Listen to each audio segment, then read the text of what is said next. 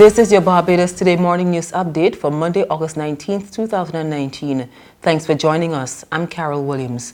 We begin with news of growing anger in yet another community over water shortages. This time it's residents in Foster Hall, St. John, who are crying out for pipe-borne water. They tell Barbados Today they've been without the commodity for a week.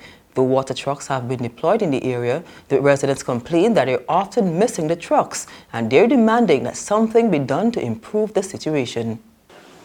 The suffering be so bad that they wouldn't even put on the water at least every other day that we can get water. People down here got to wash, cook.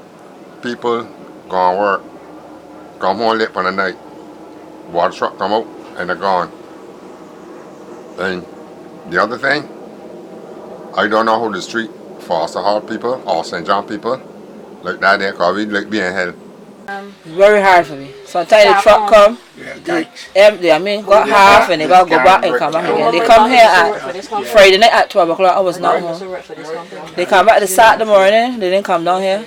I want to know if I can get a building. They come back this morning. Coping, oh, I can tell you, is under pressure for us. Is under pressure for me. I think you rest is under pressure. It's being hard because they haven't washed in weeks, and when the trucks come, they have to go and refill and come back, and sometimes they don't get to we. Meantime, Barbadians are being told to brace for more hardship. The People's Party for Democracy and Development is insisting that the country isn't in a good shape and remains fragile. Reacting to the latest central bank report, the party spokesman on the economy, Bruce Hennis, suggested on the weekend there's no reason to celebrate. Individuals, their bonds have been hit, they're going to get less interest. The central bank has to basically recapitalize the NAS. They have to look at that one as well too.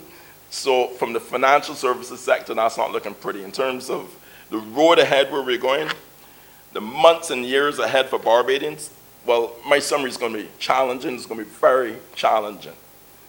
We have never entered a program of this magnitude nor of this duration before, which is why I sort of gave the background before. In the 1982 program, the 1992 program. The program we have in is longer and way bigger than those two other programs. The IMF itself has even sounded a warning bell. They have said, word for word, program implementation going forward will be challenging. On to other news, the Barbados Defense Force BDF is getting kudos for its assistance in reducing gun crime. Attorney General Dale Marshall told the BDF's 40th anniversary parade on the weekend that this collaboration has been reaping dividends. He says since January 14th this year, the mission has deployed 853 joint gun interdictions patrols.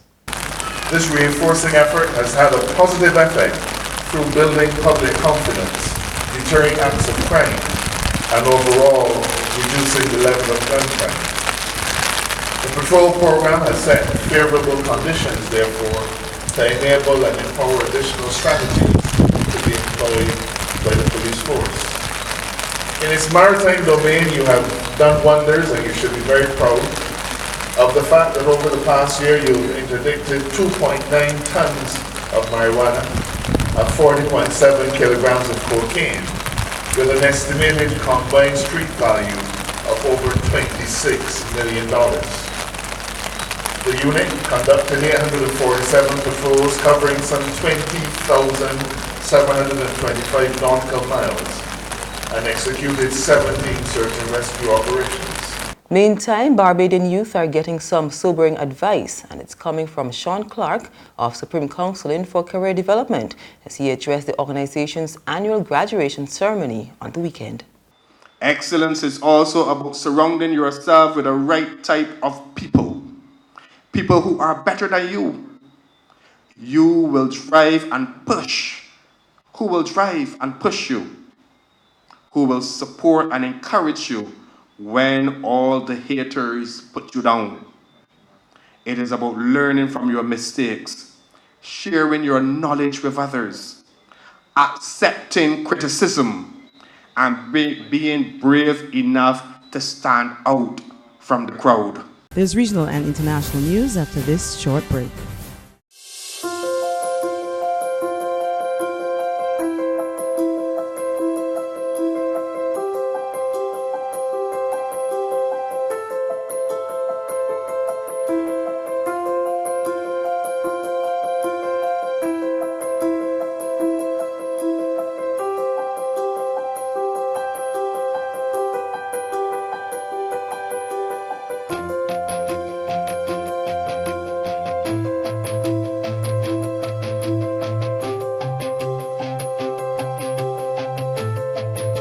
Barbados Today, news you can trust. In the Bahamas, the health minister is admitting that the frequent power outages have been affecting the sector. We get the details from our news. And finally, hundreds of thousands of anti-government protesters Health Minister Dr. Dwayne Sand says while all of the major hospitals and clinics have backup generators that kick in during power cuts, prolonged outages have pushed nurses to increase home visits to take care of outpatients who now require extra attention. The challenge for homes is that sometimes these homes are incredibly hot and the environment is not ideal. We would have seen in this last week some very tragic cases of elderly patients who had challenges with being moved, suffering from bed sores and so on and so forth, and this required an escalation of home visits in order to deal with them.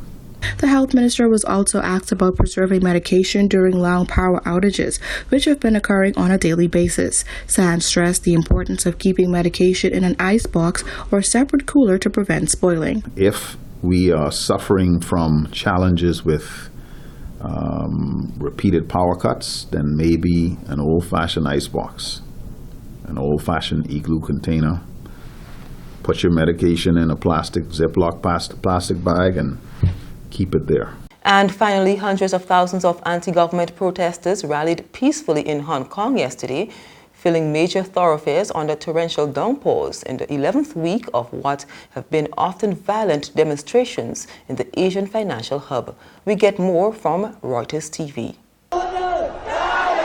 Hundreds of thousands of anti-government demonstrators rallied peacefully in Hong Kong Sunday in sometimes torrential rain for the 11th week of protests. Proof the movement still has broad-based support despite a police ban and recent violent clashes. We are just trying to fight for what we already have, what Hong Kong is. We just want Hong Kong to stay Hong Kong. Protesters held signs with slogans including Free Hong Kong and Democracy Now. Some aimed green and blue lasers at police and government buildings. Many chanted for the city's Beijing-backed leader, Carrie Lam, to step down. The massive turnout, which organizers said totaled a staggering 1.7 million people, was also the calmest weekend demonstration so far. The protests began as opposition to a now suspended bill that would have allowed criminal suspects in Hong Kong to be extradited to mainland China, but have been fueled by broader worries of Beijing's creeping influence in the former British colony. And that's news, but for the very latest, visit our website at www.barbadostoday.bb. You can also subscribe to our e-paper, email updates, or like us on Facebook. And sign up for breaking news alerts via WhatsApp. We're also on Izumi Media in bus terminals, as well as screenplay at supermarkets and gas stations near you. You can also hear us on Mix 96.9 FM and Capital Media HD 99.3 FM. I'm Carol Williams. Have a good day.